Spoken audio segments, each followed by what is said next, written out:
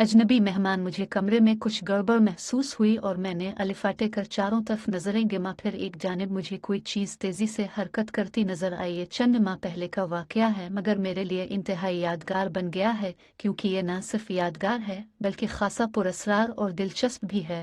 मेरे बीए के इम्तिहानात होने वाले थे, मगर उनसे कुछ ही दिन पहले अचानक मेरी तबीयत खराब हो गई। कई रोज तक बिस्तर से हिला जाला भी न गया। नकाहत इस कदर थी कि बिस्तर से अलिफाटे थी तो सर चकराने लगता और मजबूरना मुझे दोबारा लेट जाना पड़ता। इस सब में पढ़ाई भी डिस्टर्ब होकर रह गई थी। डॉक्टर की हिदायत पर मुसलसल कई रोज दवा खाने के बाद कुछ अफाका हुआ। इस दौरान मेरा एक हफ्ता ज़ाय हो गया था और कमज़ोरी अलग महसूस हो रही थी। इम्तिहान से एक हफ्ता कबल उम्मी ने मुझे सख्ती से हिदायत की कि रोज़ रात को दूध पीकर सोना है और रात देर तक पढ़ाई नहीं करनी। जो तैयारी करनी है वो सुबह अलिफाटे कर लेना।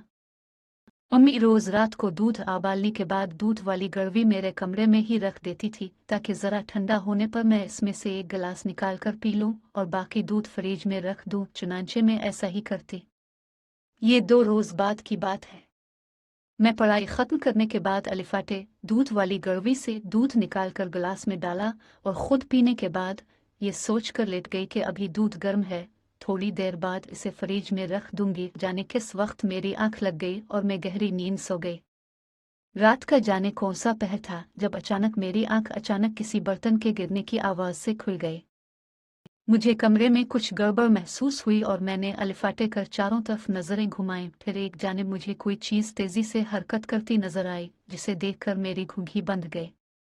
छोटी से कोई चीज़ कमरे के फर्श पर तेजी से अलिफा चल रही थी और उसकी इस हरकत से बर्तन गिरने की आवाज़ पैदा हो रही थी। अब मेरी नजरें नीम अंधेरे में कुछ हद तक देखने के काबिल हो गई थी। अब जो मैंने गौर से देखा तो मालूम हुआ कि कोई सियाह रंग की चीज़ दूध वाली गड़वी को लेकर ऊपर नीचे ऐसे अलिफा चल रही है जैसे कोई गेंद हो, और इसी से वो बर्तन गिरने जैसी आवाज़ पैदा हो रही थी।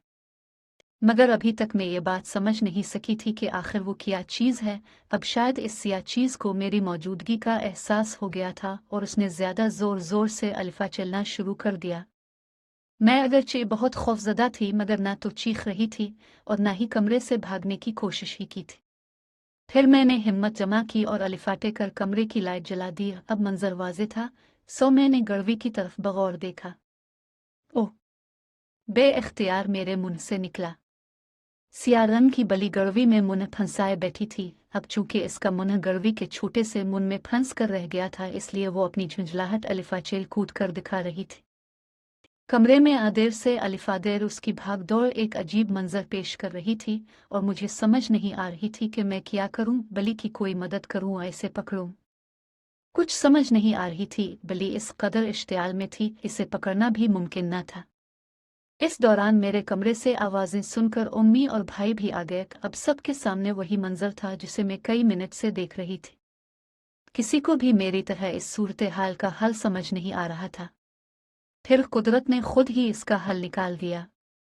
भागती हुई बली अचानक दीवार से टकराई और फिर उसने जोर से अपने सर को झटका दिया। तभी इसका सर गड़वी से निकल आया।